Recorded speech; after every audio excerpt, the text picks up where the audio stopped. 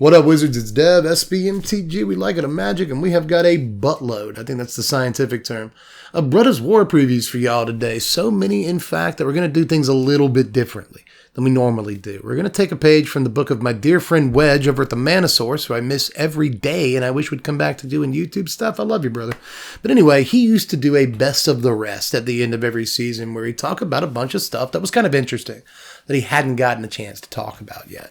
I think I'm going to do that this season because there are so many cards today that I can't release another 2-hour spoiler video like I did the other night. So I think we're going to talk about only the most cool and impactful and interesting stuff from today, and then we'll get to the rest of it at the end of the season. Now, I guess the plus here is that we get to, rather than talk about 20 minutes worth of just draftable or maybe even not draftable stuff, I get to jump right into some of the better cards from today, which I think is a serious pro. Now, allow me to put your mind at ease here. Don't worry, old friend. We're still going to talk about plenty of commons and uncommons today because there were a lot of really good ones. We'll start not necessarily at the bottom because we cut a bunch of cards from today with some black cards from the lower rarities that I thought looked really, really good. Starting with Gixx's Caress and also moving into No One Left Behind and ending up on Power Stone Fracture here. Now, Gixx's Caress is 3 mana. This is 2 and a black for a sorcery. Stop me if you've heard this one. Target opponent reveals their hand. You choose an on-land card from it. That player discards that card. But hey, what if we throw in a Power Stone token this time? Is that a good enough version of coercion? And anytime I get a chance to say version of coercion, I take the opportunity. But still, I like this, just you get the best card out of their hand and you get like actual some form of board presence. This affects the board state in some way, which a lot of discard spells don't do. So I think this is neat, and I thought it was just barely worth bringing up. It kind of cleared the bar for entry for today's video. So I thought it was neat, but I also thought No One Left Behind was cool. This is 5 mana, 4 and a black for a sorcery. The spell costs 3 less to cast if it targets a creature with mana value 3 or less. Return target creature card from your graveyard to the battlefield. So if you pay 5 mana for it, which is kind of the going rate, it's just a normal reanimation spell. But if you pay 2 mana for it, it gets back all your 3 drops and stuff. And that's actually kind of nice to have like an Unearth in a way. That's really flexible, Unearth only costs 1 mana, but it cycles. This, it costs 2 mana. It's more than Unearth, right? But you can also get huge stuff in the late game. So I just like to look at this as a flexible Unearth with lots of cool targets in the mid and even late game. Grabs your Rafine or, again, any other important 3-drop out of the graveyard for just a couple of mana. And I actually think this is one of the better 5 mana reanimation spells in black that we've seen in a good long time. I think this beats Graveyard Shift depending on what kind of deck you're building. So I actually really like this a good bit, but let's take a look at Power Stone Fracture, which I just want you to know exists, mostly for the limited environment. It's 2 mana, 1 and a black for a sorcery. As an additional cost to cast it, sacrifice an artifact or creature, destroy target creature or planeswalker. So it's Eaten Alive, Spark Harvest. We've seen a lot of cards like this before, but normally they cost 1 mana. They also don't often allow you to sacrifice an artifact. So sacrificing, say, a treasure token or a blood token or something like that might be worth the extra mana investment so you don't actually have to come down on a body on the table. So I think this is at least, again, worth knowing that it exists. But there were a couple other really cool things in black today, too, like Ashnos Intervention. This is just a black mana for an instant. Until end of turn, target creature gets +2/+0 and gains, when this creature dies or is put into exile from the battlefield, return it to its owner's hand. So this feels a little bit like Kaya's Ghost form in that, like, one of the strongest things about Kaya's Ghost form is that, it had the exile clause on it. If your creature died, you got it back. If your creature got exiled, you got it back. And that is annoying. With this on a creature, there's basically nothing they can do about it. It's coming back. Now, it might come back to your hand. That's fine. That means you get to, get any enter the battlefield triggers again. That means that you get any, to maybe switch prototype modes. If that mechanic matters to you, there's all kinds of reasons why coming back to your hand isn't necessarily the worst thing in the world. So I like this. Every now and again we get effects that for just 1, sometimes 2, but more often 1 mana in black will bring a creature back from death some way or another, right? And I really, really like the ones that can save the creatures from exile as well. They tend to be invaluable. So again, remember this card exists because that one little word, exile, on the card can make it much more playable than it looks. We also got reprints of Disfigure and Corrupt in black today at the lower rarities, and like, whoo, Corrupt, oh my goodness. Now Disfigure's fine. It's good to, I guess it's good to see, but ooh, Corrupt. Ooh, baby, Corrupt. Ooh. My boyfriend's back. I love. You guys have no idea how much I love Corrupt. It costs way too much mana. 6 is ridiculous for an effect like this. It's too much, but at the same time, I've been casting Corrupt since like 1999, 8, something like that. I love Corrupt, and it will never get old. So, but there was one more lower rarity black card that is actually pretty easily one of the best cards of the entire day. Now, this is a working title in terms of the translation, so it may change later, but what everyone's calling it today is Steel and Oil Dreams, SOD, if you will. But this is just a black mana for a sorcery.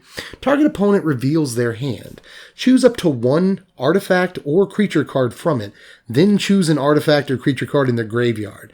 Exile the chosen cards.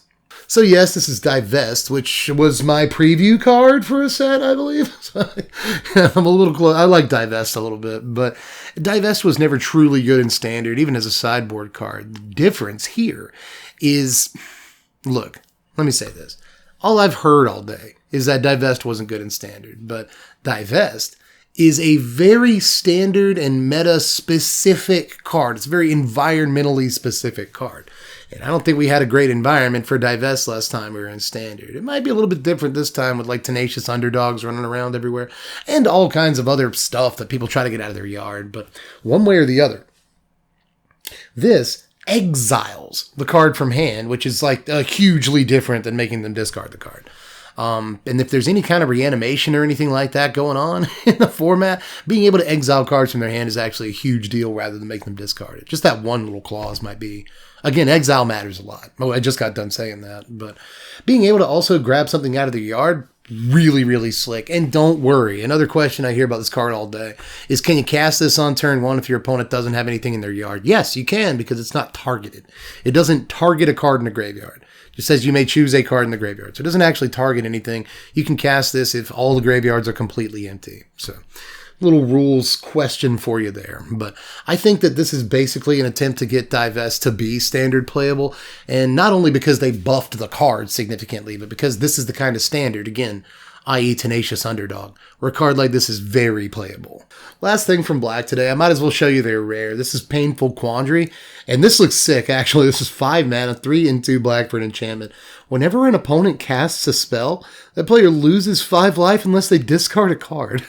So, whenever an opponent casts, just imagine how good this is on a commander table. I assume that you immediately become like the highest priority target at the table. So you're just asking to die if you cast this. And 5 mana is a lot, even on a commander table. But in Standard, I assume that there are going to be more times than you think where you want to cast this once you get to 5 mana. But if you cast it, you're just going to die. Like, your opponent just has a bunch of creatures in play, and they don't have to even cast spells, just kill you with their creatures. This is basically a 5 mana do nothing in competitive formats. So I don't think it actually looks super good there unless you can lock it down in your control deck. This is actually a really neat little card in a control deck, you know, especially considering late in the game, your opponent might not have a whole lot of cards to discard if they're in top deck mode, but you know, then they just like keep their lands and discard those when they cast spells, but you're kind of fine with that because then you're still making them spend extra turns, and that's good for you as a control player.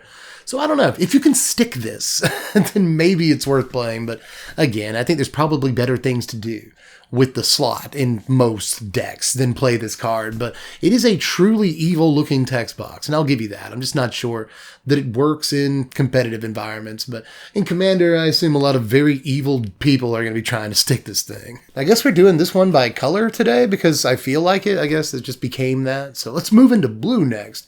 Why not? And look at some of those lower rarity stuff, and I guess we'll move into their rares eventually. Let's take a look first, though. At this thing, it's Urza's Rebuff, one of the better blue cards of the day, but we also saw Philology Archaeologist and Flow of Knowledge here. Now, Flow of Knowledge is 5 mana, it's 4 and a blue for an instant, draw a card for each island you control, and then discard 2 cards. What I don't like about this is that it's splashable. It only costs 1 blue mana. You can play in like a 3-color deck. But in a 3-color deck, how many islands you play? Now, you do have triomes. You got triomes. You know, there's new dual lands that count as, you know, the basic land types and stuff. So it's possible to make this work. And on turn 5, instant speed. Hey, I'll draw 4 or 5 even, possibly, and discard 2 for my reanimation deck or my flashback or whatever. You know. it could work out. But 5 mana is an awful lot. I just really think that this card is cool, even though I'm not sure that it's going to do anything. It strikes me as the kind of card that, under the exact right circumstances, it could do a thing. But we'll look at Philology Archaeologist next. This is 2 mana. It's 1 in a blue for a 0/3 human scout. But when it ETBs, you mill 3 cards, and then you may put a non-creature, non-land card from among the cards milled this way into your hand. If you don't, you put a +1/+1 counter on Archaeologist. So you're either going to get a 2 mana 1/4, which isn't great. It's not...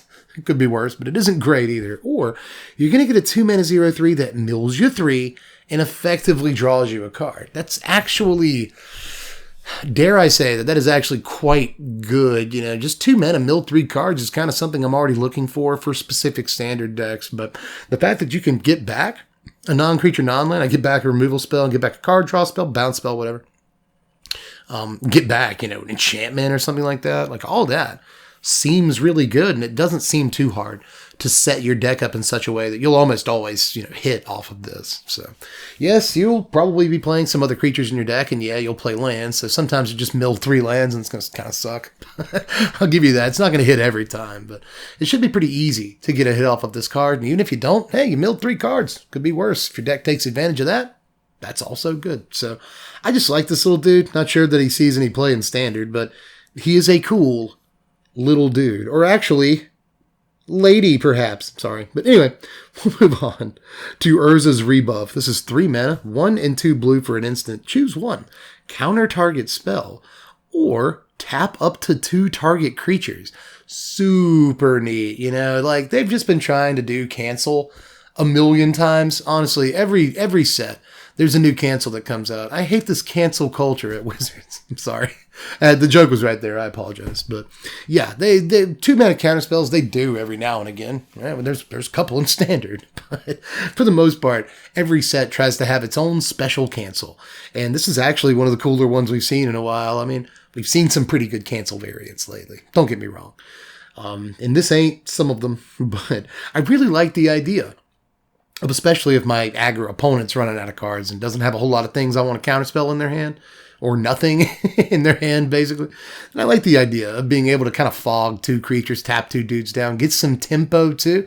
All those blue-red tempo decks that are almost certainly going to be a thing are going to want something, close to this. I don't think they want 3 mana counter spells, but the fact that they allow the deck to tap down creatures, get some tempo, get in some of the time, I really think that this is a pretty cool utility 3 mana counter spell. And even if it never sees play in Standard, I think it's one of the cooler cancel variants that I've seen in a while. But there's a couple of more blue cards I want to explore, like Thopter Mechanic. This is just a cool little dude, too. Again, lady, but 2 mana, 1 and a blue for a 2/1 Human Artificer. Whenever you draw your second card each turn, put a +1/+1 counter on Thopter Mechanic. So it's got the Fairy Vandal text box on it, but also, when it dies, you create a 1/1 colorless Thopter artifact creature token that's got flying. So this is really cool to me. Again, I'm not sure how much Standard playability is necessarily on this card, but 2 mana investment for a 2/1 that becomes a 3/2, that becomes a 4/3, and by the time you get it there, then I think you're doing really well with it. But if it ever does die, and your opponent will eventually be prioritized to kill it, you get a flyer. Like for the 2 mana investment, you're kind of already definitely getting 3 power out of it. And one of that power flies, unless your opponent exiles it or something. But for the most part, it's 2 mana for like sort of a Fairy Vandal and a Doom Traveler, like put together. And that's a sick Magic card. I think it's mighty fine, but blue also got a mythic today called One with the Multiverse. It's kind of doing an Omniscience impression, sort of. It's 8 mana, 6 and 2 blue for an enchantment. You can look at the top card of your library anytime there, Jack. You may play lands and cast spells from the top of that there library. And once during each of your turns, you may cast a spell from your hand or the top of your library without paying its mana cost. pretty cool, I mean, we have been seeing so many cards that cost a billion mana, just a bajillion mana this set. And most of them are like artifacts and stuff, which makes sense because they're power stones. This you can't use power stones to cast this. It's just 8 natural mana anyway you can get it, kid. At which point it doesn't win you the game. Like it's not Ugin the Spirit Dragon, you know what I mean? Like, it doesn't immediately win you the game on that turn. However, if I have 8 mana in this, and a Titan of Industry in my hand. I might as well drop this. Drop the Titan immediately, or see what's on the top of my library, So it's kind of neat. It's like an Omniscience. It costs 1 less to cast an Omniscience. It only lets you cast a free spell once a turn instead of whenever you want to. But this is also, unlike Omniscience, kind of an extra card every turn too. And that's super sweet. And note that you can cast a spell off the top of your library for free, and then you can just keep casting spells off the top of your library with all the mana that you have. You can also play lands. So like if there's not something cool to cast off the top of your library, just play the land. And then, maybe then you'll hit your Magma Opus on top of your library or something like that, and you can just cast it for free. This is a cool looking card. And I think there's really no debate there. Pretty much all the cards today have been cool, but is it like playable? I really don't know. I think that 8 mana is probably very likely priced out of competitive formats, but look at the stinking ability. We're playing it on stream. Is it going to see play? Yes, on my channel. We'll move on to Calamity's Wake. This is 2 mana, 1 and a white for an instant. Exile all graveyards. Players can't cast non-creature spells this turn. Exile Calamity's Wake. So this ain't like Abeyance or anything, but players can't cast non-creature spells this turn is actually a very, very sweet little ability on this card. So I like that a good bit. End of your opponent's upkeep or something like that. Or, during your first main phase, a lot of the time, you'll cast this card to test counter spells and stuff like that. If they counter it, that's fine. We can keep playing. But if they don't counter it, they basically have to deal with whatever you have to deal with that turn. Exiling all graveyards is also more than just gravy. It really is. This can be the whole function of the card out of the sideboard in some decks. But, just the fact that you can say no to your opponent getting to do stuff this turn is really not. Now, you don't get to do anything either. So there's that. But, there's plenty of times where cards like this have been more than playable from stopping your control opponent from, doing anything about your onslaught on your turn. Or doing this on your opponent's upkeep to stop them casting the sweeper or something. So this is actually probably quite a very good card. We'll move on to Lauren, Disciple of History. This is 4 mana, 3 and a white for a 3/3 legendary human artificer. Whenever Lauren, Disciple of History, or another legendary creature enters the battlefield under your control, return target artifact card from your graveyard to your hand. So it's Hill Giant stats, 4 mana, 3/3, that automatically gets you a card back so long as you got an artifact in your yard, which is really sweet. And hey, you happen to have other legends coming into play, then yeah, you get more artifacts back. But I think all this really had to do was trigger when it entered the battlefield, and it does so. Now, is 4 mana too much for that? Probably. It probably is, But cool little uncommon for draft, if anything else, and maybe, just maybe, there's some standard playability on this because, it's draw a card ETB value. Sort of, and those are always worth looking at, but this might be priced out at the 4 mana cost and the relatively low stats, no keyword ability. I want the card to be exciting, but the fact that it's not really that exciting on its own in terms of stats or power level, there was a time, again, I keep saying that about cards in this set, there was a time 4 or 5 years ago where I would have been all in on this card, but we're at the point where I'm just not too sure about stuff like this anymore, but this could enable specifically a cool little combo deck somewhere along the line. Or a very annoying little combo deck, really remains to be seen, but the only other white cards that I really thought were worth looking at today were Lay Down Arms and, I gotta bring her up, Siege Veteran. Jeez, Lay Down Arms. I'll do this one first. This is just a single white mana for a sorcery. Exile target creature with mana value less than or equal to the number of planes you control. Its controller gains 3 life. So, sick. It's a sorcery. It's a sorcery. I hate that it's a sorcery. Why? Stupid. Why is it a sorcery? But aside from that, cool card. Again, just like the ones that we've seen so far this set, the name basic land types, there's triomes. So you don't even have to play like mono white. You can play 3-colored deck that just has a bunch of white triomes in it. And then suddenly this still hits for a fair amount on like relatively big creatures. It's sometimes, especially when you're on the draw, it's sometimes going to feel a turn behind, especially in modern Magic with the power creep on their creatures, and you play like 5 power 3-drops some of the time. 4 power 3-drops easy. It's going to be a lot harder sometimes to deal with creatures on curve with a spell like this than you might think. But I wouldn't be surprised to see like 1 or 2 copies of a spell like this in the odd control deck here or there, because late in the game, this basically just removes anything for 1 mana, allows you to double spell, exiles the creature. You don't care about the life, you're playing control. Just a really solid looking card that, mitigates the problems with cards like Swords to Plowshares and Path to Exile and stuff like that. Mostly because, you can play it in the first couple of turns and it can even hit a thing or two, but it's not going to be especially powerful in the early turns. I mean, that said, it doesn't mitigate the problem with Swords in that you can have 6 mana and kill their hugest guy for 1 mana and still have 5 mana left to play a creature or an enchantment or something. That's the problem with Swords some of the time too. And this still lets you do that. So it's a pretty sweet card. But let's move on to probably the card that I have the biggest problem with today. This is Siege Veteran. This is 3 mana, 2 and a white for a 2/2 human soldier. At the beginning of combat on your turn, put a +1/+1 counter on target creature you control. Whenever another non-token creature or soldier you control dies, create a 1/1 colorless soldier artifact creature token. All right, so it's not Luminarch Aspirant, but it still gives me pork sweats. You know what I mean? I really don't even want to look it in the eye. At 3 mana is 50% more than 2 mana. It really is a massive difference. It is a huge difference. However, Lumi was a 1/1. This is a 2/2, right? And it can immediately put the counter on itself too, just like Luminarch could. So you got a 3 mana 3/3, and I will say this.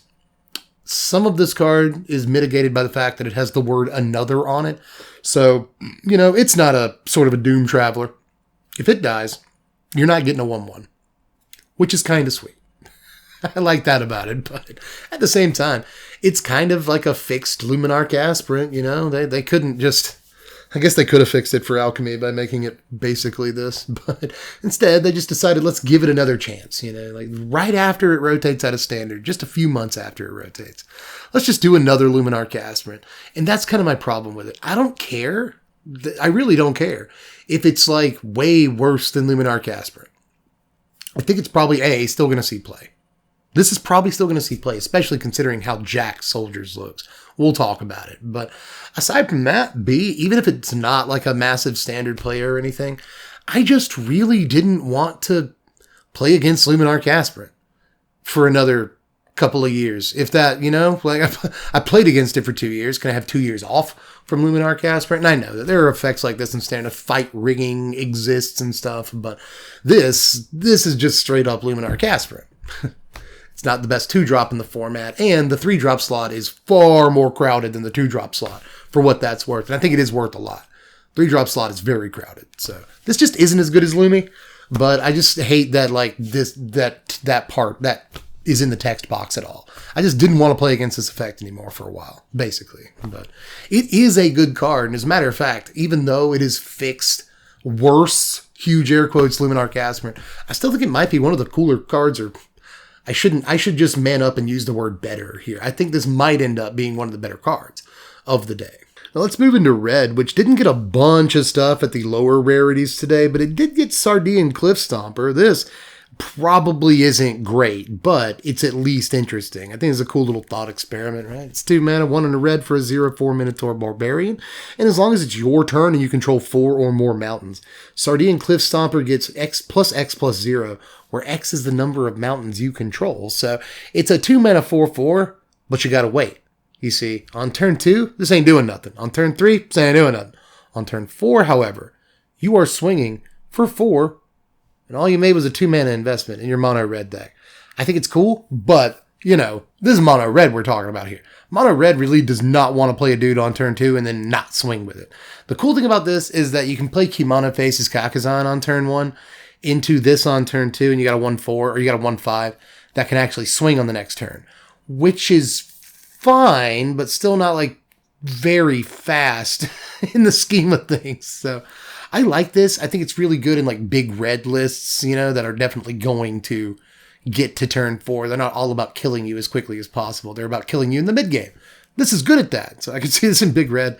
And I like to throw this out here. I like that it's a playable Minotaur for Minotaur commander decks and stuff like that. So you got that going for you. But Anyway, for fast decks, probably no, but I do like the design of this card. Red also got Obliterating Blast, a card that it needed. This is just 2 mana, 1 and a red for a sorcery that deals 4 damage to a creature or planeswalker, and if that thing would die this turn, you exile it instead. So we just get Lava Coil back, basically, sort of, kind of. And Lava Coil saw a fair amount of play back in the day. There were times where it fell out of favor in the format and didn't see as much play, yes, but there were also plenty of times when Lava Coil saw all the play in the world, and there's lots of stuff that you want to be exiling. This is another reason why this card might see play, is because there just aren't really any ways for 2 mana of dealing 4 damage to a target in this format right now. And this does that in red, so it's pretty much destined to see play in the exile clause. Again, if I have to say this one more time, exile is very important. This is really one of the best red cards of the day, but one thing that stands out about red today is that, again, it didn't have a whole lot in the lower rarities, but it got a fair amount of actual rares and stuff. So let's look at Mechanized Warfare and Brotherhood's End here. Now, Mechanized Warfare is 3 mana. This is 1 and 2 red for an enchantment. If a red or artifact source you control would deal damage to an opponent or a permanent an opponent controls, it deals that much damage plus 1 instead. That's actually really neat. This is another one. It's kind of like the Minotaur Barbarian thing, where, like, you're giving up a turn, you know, like you're kind of giving up turn 3 to do this. This can have some effect on the table if you went 1-drop, 2-drop. If you went like Q mono into 2-drop, on turn 3, Q mono becomes a creature. You got that 2-drop, you swing with both of them, and then boom, you're dealing extra damage. And that's actually really sweet. You're not just dealing extra damage when you get through either. You're dealing extra damage when you get blocked and stuff, which is actually super sweet. I mean, this isn't Torbrand or anything. Torbrand came with a body, but I guess, and Torbrand was extra 2 damage. This being just an extra 1 damage is not as impressive, but I still really like this card. You know, I really like this card a good bit. You get to go wide in red as much as possible and just try to get through. You know, even if you don't get through, it makes all your tokens deal extra damage to the creatures that block them and stuff. I just really like this. And again, I'm not too sure that it's worth skipping your turn 3 or that it's going to be the best thing in standard that you've ever seen. You know, I'm just not too sure that this is truly great, but I'm going to try to play with it. I think it's a cool card. I love stuff like this, but the same can be said of Brotherhood's End, and this will almost certainly see some standard play. This is 3 mana, 1 and 2 red for a sorcery. Choose one. Brotherhood's End deals 3 damage to each creature and each planeswalker, or destroy all artifacts with mana value 3 or less. Now, this really only has to be the first mode, and it sees standard play. You know, Anger of the Gods and other stuff like this. You know, 3 mana, 3 damage in red to all creatures. I feel like we haven't seen a spell like this in a good number of sets, and red used to get them every now and again. And it's just a fine playable Magic card just based on the first mode alone. But you also get like extra. You get like there's whipped cream. That's insane. Like I really like, you know, the extra gravy on this, because sometimes your opponent is going to have a bunch of artifact creatures. They might have a bunch of token artifacts. This is very good against Oni Colt Anvil, obviously. I should point that out. Like the second mode feels niche, like sideboard playable, but you have a main deck playable mode on the card, so you might as well. Just what's the opportunity cost if you want a sweeper in your big red deck anyway? So I just think this is a ridiculous card. I don't think that it's like overpowered or anything, but it's exactly the kind of card that I've wanted in red for a while. But let's finish red off with Tyrant of Kur Ridges. Got a ton of red stuff today, didn't we? This is 6 mana, 4 and 2 red for a 4/5 dragon with flying. And when it enters the battlefield, it does 4 damage to any target. It also has red fire breathing, basically. So what they did was they jammed Flame Tongue Kabu and Shivan Dragon together. They just made them make out and stuff. And this is actually a really sweet little thing to get as a result, you know. 6 mana is a ton. Like 6 really is a lot, guys. I know. I want to like the card too, but 6 mana is so much.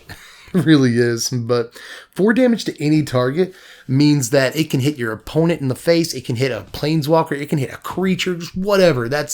Any target is great. And anyone who follows the streams knows how much I loved Red Dragon last season. And this can hit any target and not just an opponent. This has fire breathing. This has an extra point of toughness. So it's like a playable red dragon. And you know, that's right up my alley. I will be reanimating this thing over and over this season. I like it.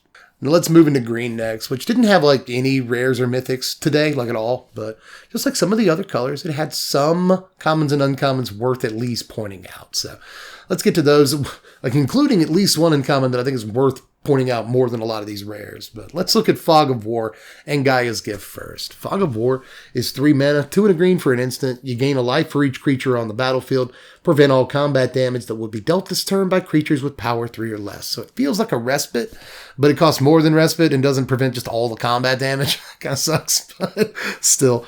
I wish this shut down all the big guys, but it would be really annoying. I've had Respite cast against me countless times in my Magic career on a kitchen table, and it's a very annoying card. So I guess I'm glad this card isn't more annoying. But it's even got Fog in the name. It's a Fog effect with Fog in the name, and that's nostalgic to me. But we'll move on to Gaia's Gift here. This is 2 mana, 1 and a green for an instant. Put a +1/+1 counter on target creature you control. It gains Reach, Trample, Hexproof, and Indestructible until end of turn. So it's a super Snakeskin Veil, which I think is really cool. The creature getting Trample might matter a great deal. I mean, 2 mana is kind of a lot for an effect like this. There are a lot of times that I've cast Snakeskin Veil, Blossoming Defense, Snakeskin Veil, Freudian, but Snakeskin Veil, Blossoming Defense, all manner of cards like that, and did not have 2 open mana. It's just countless times, you know. So I will say that 2 mana is a ton for this ability, but being able to put a counter on the creature and give it trample might be just situational enough to be playable in a lot of decks. You know, there's a lot of creatures that could use some trample from time to time if you want to close the game out. So, you know, whether you're protecting a creature or not. Card looks kind of good in certain combat situations. And if you are protecting a creature in combat, like you get in with a big guy and your opponent thinks they can just like 2 mana removal spell it, you give it Indestructible and Hexproof and a counter and Trample or whatever. God, it's ridiculous. It seems ridiculous to me, is all I'm saying. But we'll move on to a couple of, to say the least, I think a little bit better uncommon cards from green today. Then we got to see Audacity, which is the program I am currently recording the audio for this bit on, and Obstinate Baloth, which is a reprint, and a pretty good one too. It's down to uncommon at this point, which I did not think I would see, but it's 4 mana, 2 and 2 green for 4/4 beast, and when it ETBs, you gain 4 life. And of course, if a spell or ability an opponent controls causes you to discard Obstinate Baloth, you put it onto the battlefield instead of putting it into your graveyard. Now, I want to point out real quick that Steel and Oil Dreams, that black discard spell for 1 mana that we looked at earlier, actually gets around this. It exiles the card from their hand, so boo, it might be one of the more played like 1 mana discard spells in the format, and it gets around the clause on this, but it's still cool. Still cool to see Obstinate Baloth. This is going to be really great in draft and stuff, and dare I say standard, but almost certainly not. You know, there's better 4-drop options in standard than this. I think time has passed by Ravenous Baloth, but you know, this can still get play out of the sideboard because it's going to invalidate most things in a mono red or red based aggro deck and gain you the 4 life back. So it might still have its place there, and depending on what discard looks like in the format, there's that too, right? But Baloth was mostly for 2 things, and I've already described both of them. And right now, neither one of those things are very important in the format at the moment. Right now, you know, Grixis, Esper, and other black-based mid-range decks are really popular, so you're not too worried about the life gain. You're not racing aggro that often. And when it comes to the discard thing, you're not really being forced to discard too many cards. I mean, well, that might not necessarily be true. I mean, let's say you go to target that Graveyard Trespasser, right? I mean, this just blows Graveyard Trespasser out. Sure, I'll discard a card, baby. Here comes Obstinate Baloth. So like, I could actually see that being a really good play. Card could be better than I'm giving it credit for here, because Baloth has always been good in the past. But that was the past. Could it still be good now? It's very meta-dependent, very environmental dependent, but I think there's a chance at it. I'm talking myself into it. But we'll move on to Audacity here. This is not Rancor, but again, maybe still standard playable. Just a green mana for an aura that enchants a creature.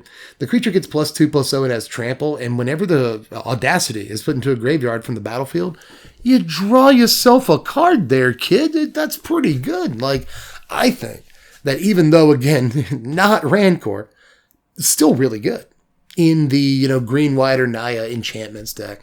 That deck really misses Rune of Might. I mean, it misses the whole runes package and being able to play spells for effectively free. I mean, yeah, that's good. And even though it won't be able to do that still, it does miss, the trample from Rune of Might, which is a big deal on like a Jukai Naturalist or a creature other than Kami of Transience that you've given the Michiko's Reign of Truth boost to. Trample is invaluable, and this effectively technically costs one less mana than, Rune of Might. And, this can, just like Rune, this can give you Generous Visitor trample if it gets big enough for Jukai Naturalist, and these are lines that have mattered over and over. That deck not having quite as much trample has been this huge difference maker. And I know it's not the only difference maker, but it's a bigger difference maker than you might assume, considering you can just get your, 12/12 lifelinking Jukai Naturalist chump blocked now. And that didn't used to be as much of a thing. Now it only costs 1 green mana to throw this down on a creature. And if the creature does happen to die, cool, I draw a card. Again, kind of feels like a Rune of Might. You drew the card on the front end when that card came into play. This time you draw the card on the back end. It's going to matter. I think this card sees play. Now we're on to artifacts and gold cards now, and I might as well do gold cards first because there's only like 2 today that I think are worth mentioning, but are they worth mentioning? So let's start with the Gruul one first. Let's take a look at our Ballast Engineers. I hope I nailed, maybe it's our Ballast, I'm not sure. But either way, this card looks good. This is 3 mana, 1 green red for a 2/2 Human Artificer. When it ETBs, you choose 1. It deals 1 damage to any target, or you put a +1/+1 counter on target creature. It gains trample and haste until end of turn. Or you create a tapped Power Stone token. The value. This kind of reminds me of Night of Autumn, except it doesn't do any of the things that Night of Autumn did, Not at all, but in the way that it is a relatively small creature, for under what, the stats are lower than it should be for its mana cost. However, the modality is so good in so many situations that it almost certainly does see some amount of play. Now, this doesn't have the modes that Night of Autumn had. And what I mean by that, this time I say it, is that Night of Autumn was very good out of sideboards because it gained you life and caught you back up or took this or that off the table. This doesn't necessarily do that. It might get a creature off the table. It might even get a planeswalker off the table, which is pretty cool. But aside from that, the flexibility here isn't as flexible as it was on Night of Autumn. And I mean that, right? Like, it might come down as a 3/3 trample haste. It might do that. It might get you a Power Stone token, and your deck has to leverage that value, whereas the ability to leverage value off of Night of Autumn was much more simple than creating a Power Stone token, right? Like, you didn't have to build your deck accordingly to leverage a thing that Night of Autumn gave you. Whereas you do with this one. You have to find out how to leverage that Power Stone token. So this is a good card. Again, I don't know that it's Night of Autumn. I keep bringing that card up because I love it so much. But all I'll say is that this kind of flexible modality on a 3-drop body, nonetheless, almost always sees some amount of play, even if the modes don't look super impressive. Let's look at another one, another more than solid card. Whew. Let's look at Third Path Iconoclast here. This is 2 mana, blue, red, Izzet colors for a 2/1 human monk, and whenever you cast a non-creature spell, create a 1/1 colorless soldier artifact creature token. Monk Pyromancer rather than young Pyromancer. Now, there are a few notable differences between this and Pyromancer that make it technically better, although not strictly better, because of the casting cost. Young Pyromancer is easier to cast, but what decks do you often see Pyromancer in? Izzet decks. So it shouldn't be that much harder to cast this thing than it is Pyromancer. And now certain decks basically have 8 copies of Pyromancer. The notable and important differences that make it worth paying that extra blue mana for rather than any color is that this just triggers off of non-creature spells. So like, I can play this turn 2 into Fable of the Mirror Breaker on turn 3 and get a guy, which I can't do with Young Pyromancer. That's cute. That's an actually massive difference. The fact that I can play enchantments, artifacts, planeswalkers, stuff like that, and still get dudes, planeswalkers especially, by the way, because, play a planeswalker, I immediately get a guy to help protect it. That's great. So it's crazy. And not only that, this makes soldiers, that's a good creature type, but artifact creatures as well. So that could be really relevant for any deck that cares about, artifact creature triggers and stuff like that, or just artifacts coming into play triggers. So this card does kind of it all. It's just like the most disgusting version of a young Pyromancer's text box, because it creates a creature with like relevant creature types and it's non-creature rather than just instant or sorcery. So just a stupid Magic card. It's kind of hard to believe that it exists. I'm not sure. I was going to say I'm not sure where it goes, but it's just another card for Blue-Red Delver, Monastery Swiftspear, Delver, and you're almost certainly going to play Balmor in that deck now if you weren't going to, because now the deck is able to go wide, and Balmor gives all of your dudes +1/+0 when it triggers. So if you're going wide with Balmor, you should be, or if you're going wide with this, you should be playing Balmor. Just the deck is really shaping up right now, and obviously, that deck's not going to be the only deck that plays this card. I imagine you'll see it in Commander and maybe even farther back than that, because Young Pyromancer is still a fun card. Now, before we get to the artifacts, there were 2 lands today that I think are both worth pointing out, one more so than the other, but I do think that people are going to dig the utility. Get it of Takasia's Dig Site. This is a common, playable in Pauper for what that's worth, but it's a land that just taps for a colorless, or you can pay 3 and tap it to Surveil 1. So again, cool little utility land for control decks, and the odd Pauper deck. Commander decks might want this here or there, especially ones that are looking for graveyard value. If you're doing nothing else on your turn, cool. You know, if you're playing like a Solar Flare deck, by the way, I'm a nerd. Read like a control/reanimator hybrid. That's what Solar Flare is. This might actually be kind of good if your opponent doesn't give you much else to do to counter a spell to counter a creature remove during their turn. This might be a little thing to do, and maybe you hit a fat guy to put in your graveyard. So I don't know, kind of a neat little card here, and I think that it probably sees some sparing play all across a lot of different formats, especially Commander. But the one that I'm really excited about is Fortified Beachhead. This is a ridiculous card. It's just a land, and when it enters the battlefield, you may reveal a soldier card from your hand. Beachhead enters the battlefield tapped, unless you revealed a soldier card this way or you control a soldier. You can tap it for blue or white, and you can pay 5 and tap it to have soldiers you control get +1/+1 until end of turn. That's an ability to use Power Stones on, I guess. Now, this is the only land we've seen like this so far, but I'm kind of wondering if there's more than one land like this in this set, specifically for the soldiers, subtype. People have been asking to beef soldiers for a while. Mostly Commander players, but they're doing it in Standard, and you knew that was going to happen. We obviously had tons of breadcrumbs in Standard already for soldiers. Valiant Veteran, is that right? Valiant Veteran was already in Standard, and a ton of other great soldiers. And now that the deck looks like it's going to be at least, blue-white. And I think that it could be banned for a number of reasons. We'll talk about it a later date. The deck could be banned. The deck could be 5 colors.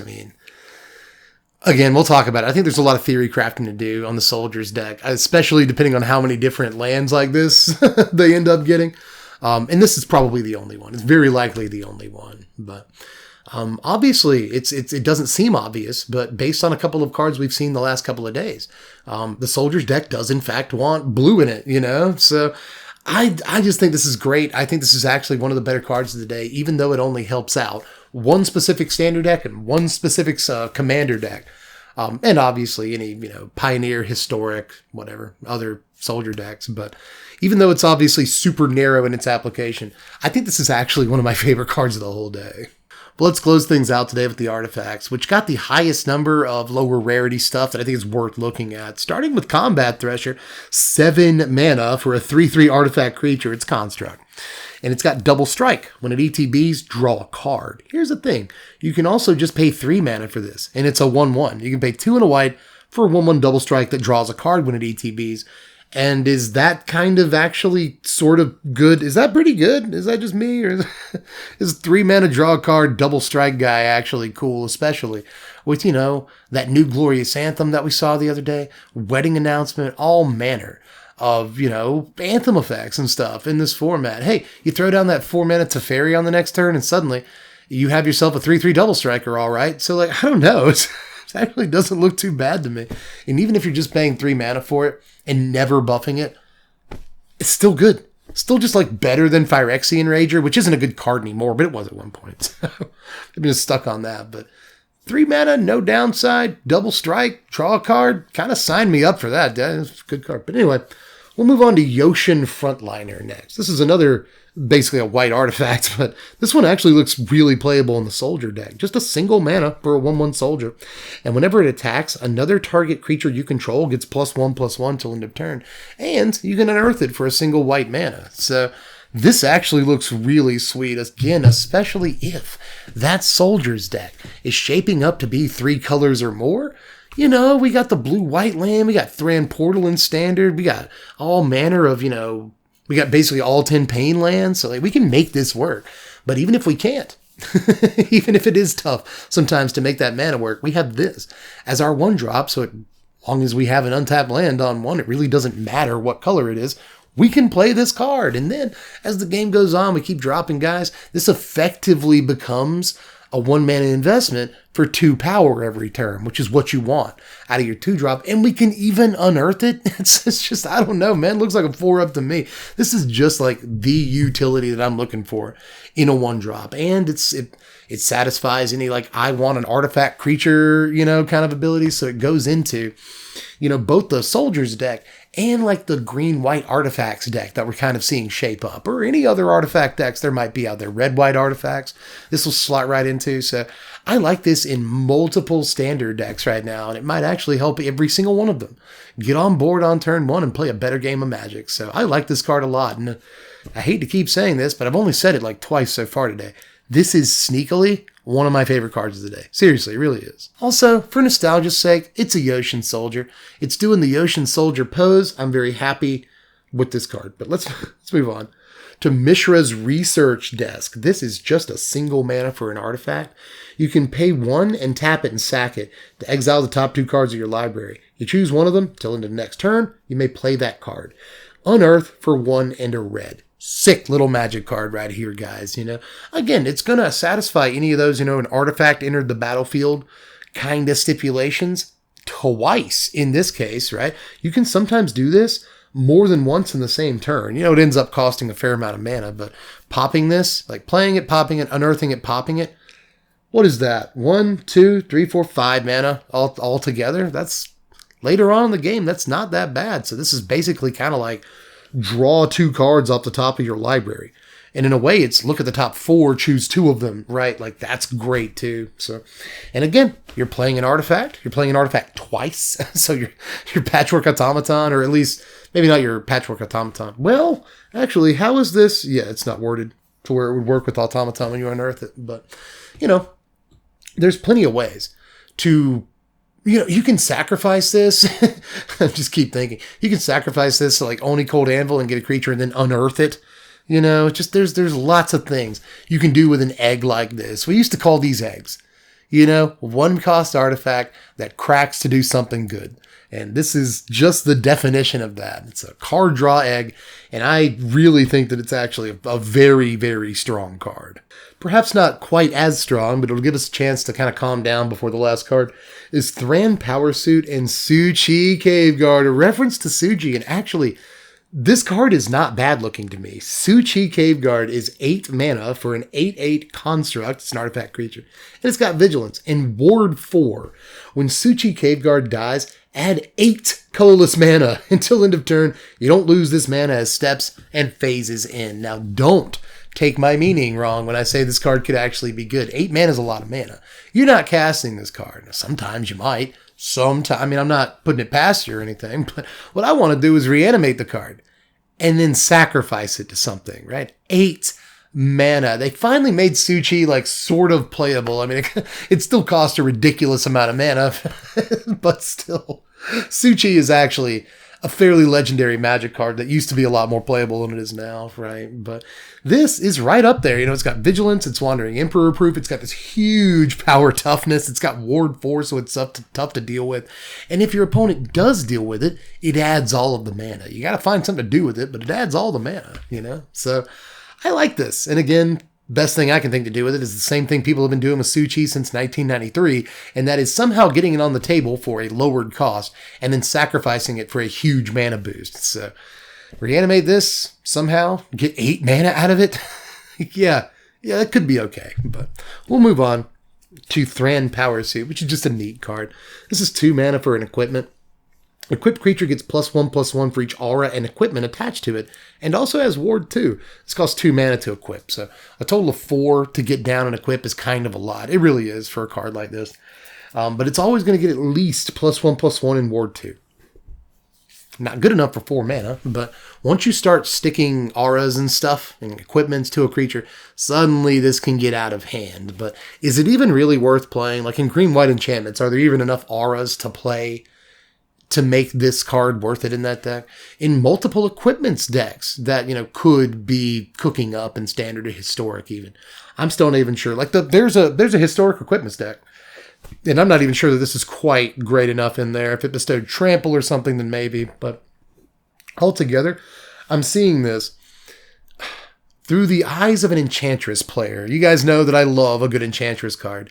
And this is right up there. It's not Ancestral Mask or anything. But the fact that it makes the creature harder to target might make it better than I think it is in your Battle Cruiser deck, or you're just trying to build the best creature that you can, and you don't want that creature to die. So this makes it a little less likely of actually them being able to kill it. So I do like that. I think it's actually kind of neat in like limited, where again, it's always going to bestow +1/+1 and ward. So there's that.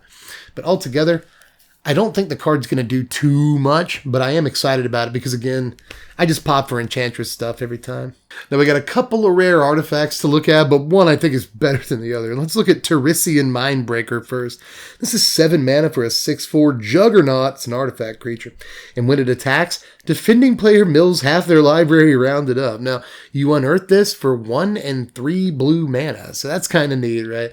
For just 4 mana. That's the idea. For just 4 mana, they lose half their library. And for what it's worth, you get a 6/4 attacking for a turn.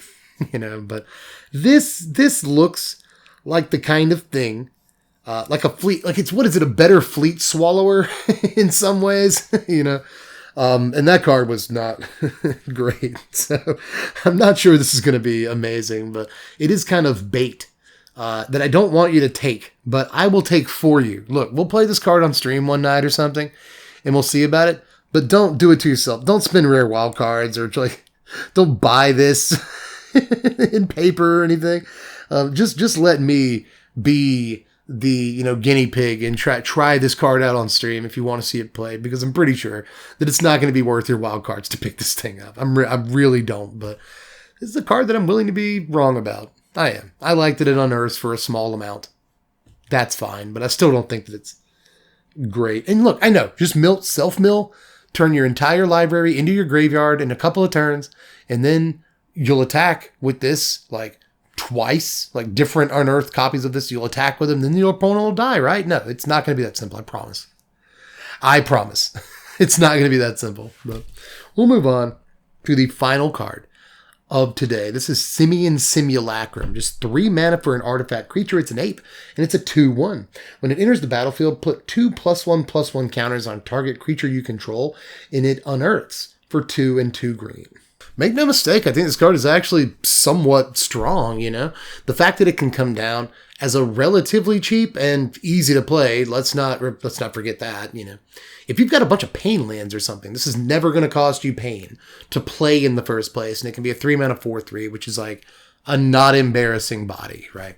But unearthing it means you get a 2/1 attacker, and you'll probably put them counters somewhere else, but you don't have to, right? If your opponent just cast a sweeper, and they're at a low life total, then maybe what you want to do is unearth this out of your graveyard, swing for 4, basically, immediately with haste. So that's also pretty cool. This is more flexible than it looks, It can either be a 3 mana 2/1 that puts counters elsewhere, a 3 mana 4/3, or later on in the game, it's a 4 mana that swings for 2 the turn it comes into play and then dies, puts counters elsewhere, or it's a 4 mana 4 power guy that swings with haste and then dies. There's just kind of 4 or 5 different modes on this monkey, so I think that it's actually a more than playable Magic card in some ways. Now, is it where it needs to be for standard contention?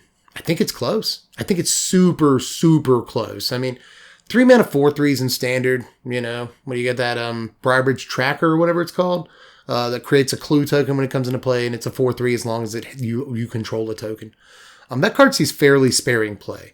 And I'm not sure which of these two cards, this or Tracker, is actually the better card. I know I love Briarbridge Tracker, but I also know that there are plenty of boards where what I'd really like the most is to be able to just kind of like, you know, blitz a creature out of my graveyard and kill my opponent. And this is able to do that. You know, this is kind of a tenacious underdog, but just once. And that is sometimes extremely valuable. So I like this a lot. And I think that if you're looking at it, just kind of going like, ho hum, it's not that impressive. I think you should take another look and think about all the things it's capable of doing. But hey guys, that's it for this one. That was a lot of spoilers. And like I said, I cut a few out, but we're going to get them. We're going to get through those. Trust me, I'll review every card in the set. I often do that in one video, and I'm probably going to do it again this season. So make sure you're following me both here on YouTube and over on Twitch, which is where I tend to do those reviewing every card in the set in one video videos. So make sure you're over there. There's a link in the description about Twitch and Patreon where you can support the content if you think I do a good enough job over here for $1 a month. But aside from that, just like the video, sub to the channel because there are plenty more spoilers before it's all said and done this season.